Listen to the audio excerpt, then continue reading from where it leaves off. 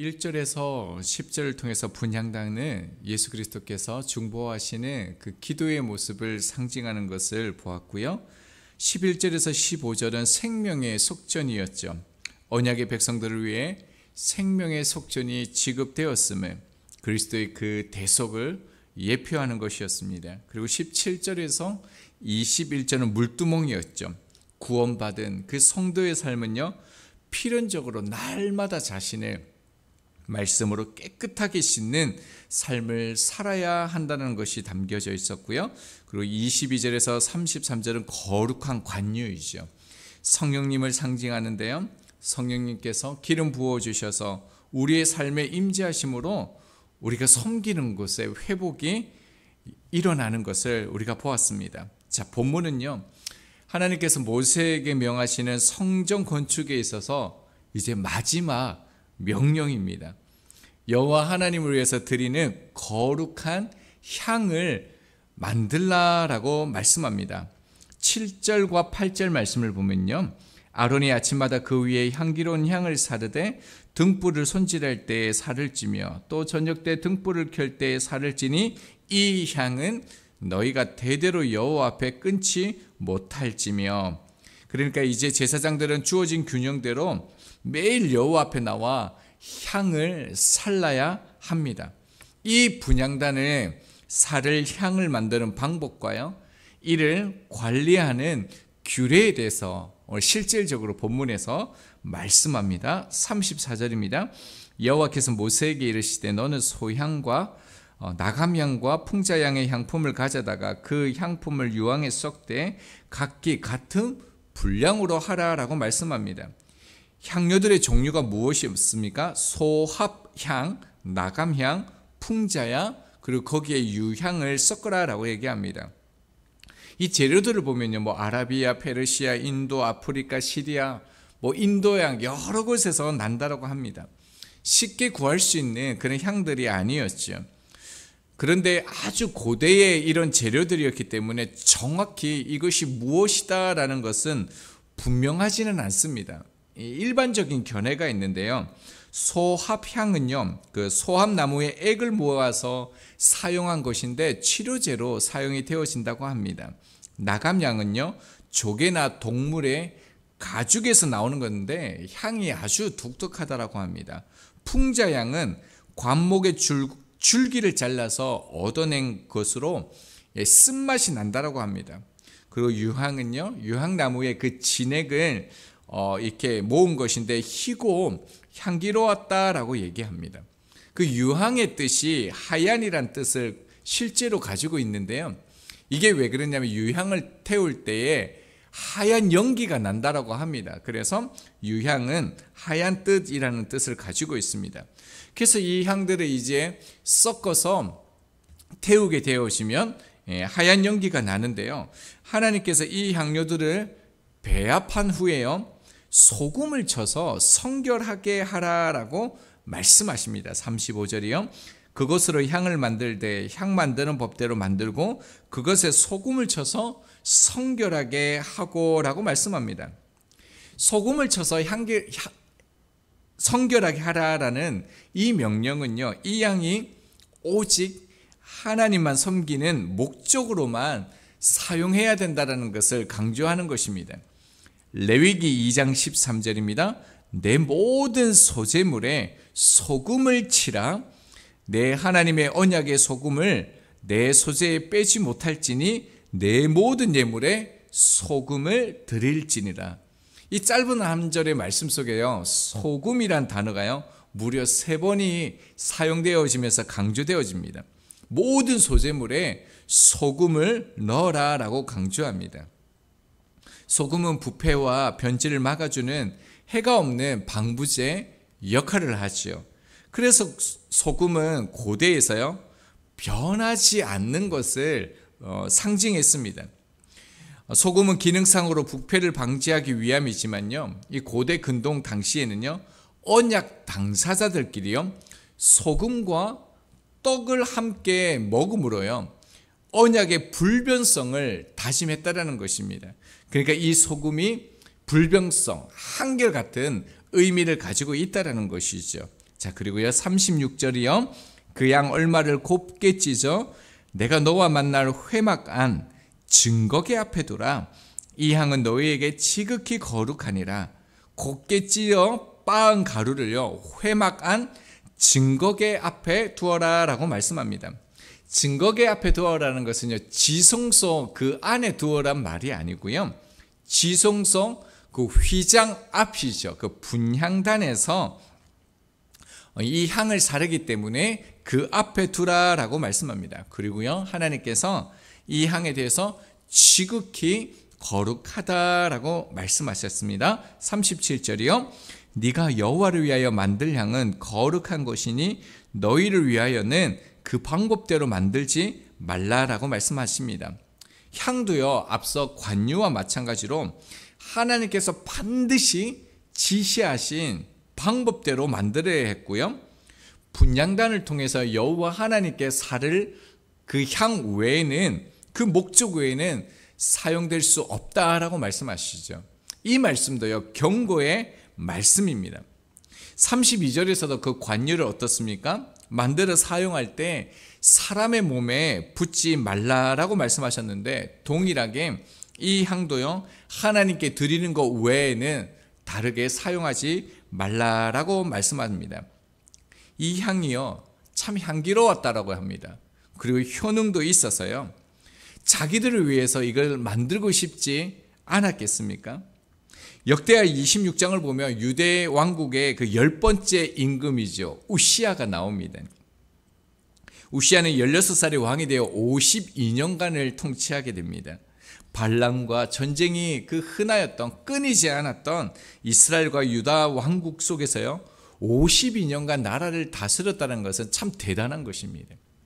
그의 업적에 그 위대함이 있다라는 것을 알 수가 있습니다.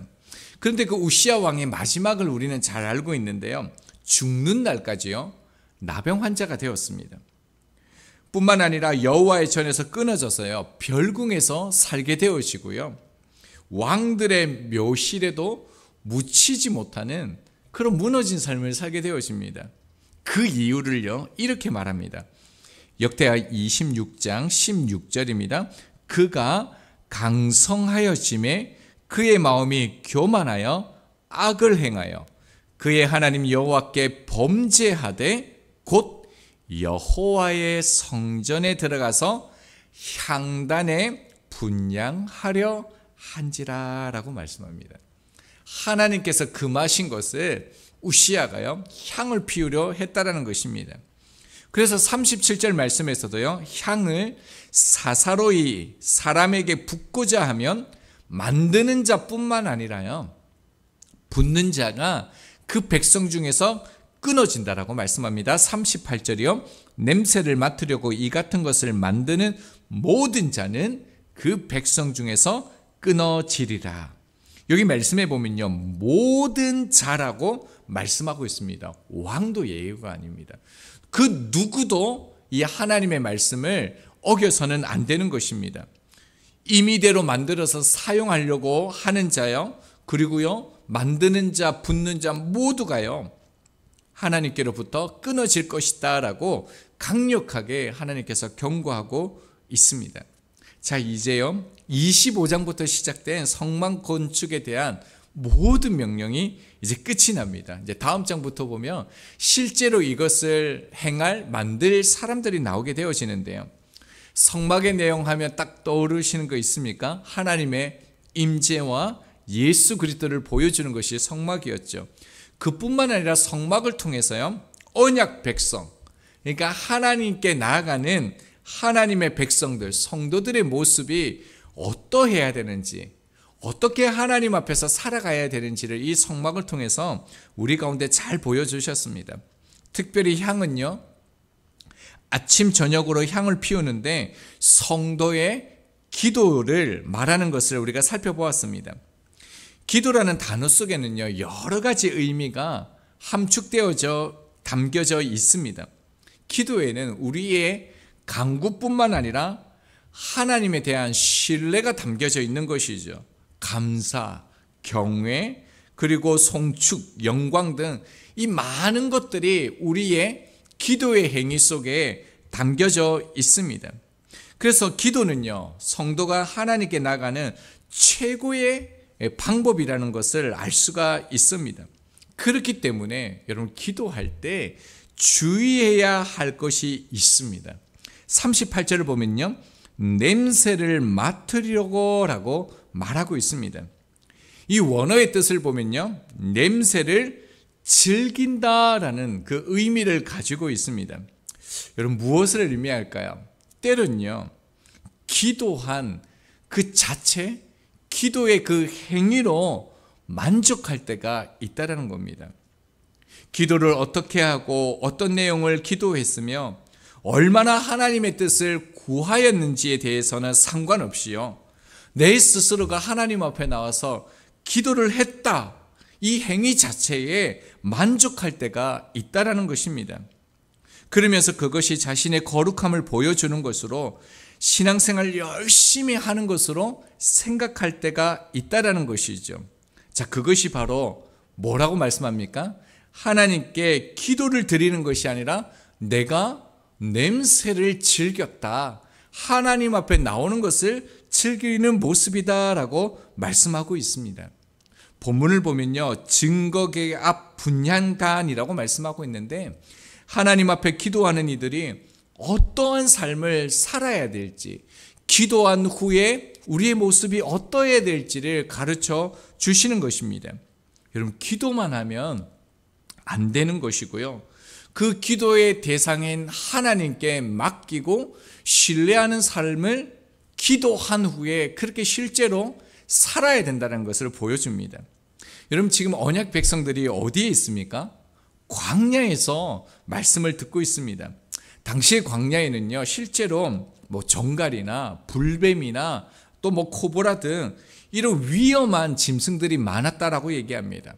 그래서 공격으로 인해서 많은 사람들이 병에 걸리거나 죽기도 했다라고 합니다. 그런데 놀라운 것은요, 오늘 하나님께서 만들라라고 말씀하신 이 향들이요, 그런 짐승들로부터 자신들을 보호해주는 효과가 있었다라고 말합니다. 이 향을 몸에 바르거나요, 텐트 앞에 피우면요, 짐승들로부터 보호를 받는 것입니다. 사는 것이죠. 여러분, 광야를 걸어가고 있는데 이 향을 가지고 있습니다, 우리가요. 실제로 정갈과 뱀이 나타났다라면 여러분 어떻게 하겠습니까? 바르지 않겠습니까? 잠을 잘 때 텐트에 향을 피우지 않겠습니까? 그게 맞는 행동이 아닙니까? 그런데요, 우리 37절에요, 거룩한 것이니 너희를 위하여서는 그 방법대로 만들지 말라. 냄새를 맡으려고 이 같은 것을 만드는 모든 자는요, 백성 가운데 끊어진다라고 말씀하셨습니다. 30장 9절 말씀에도요, 너희는 그 위에 다른 향을 사르지 말며라고 말씀합니다. 다른 향을 사른다라는 이 뜻은 뭐냐면요, 이탈하다라는 뜻을 가지고 있습니다. 곁길로 들다라는 의미를 지니고 있습니다.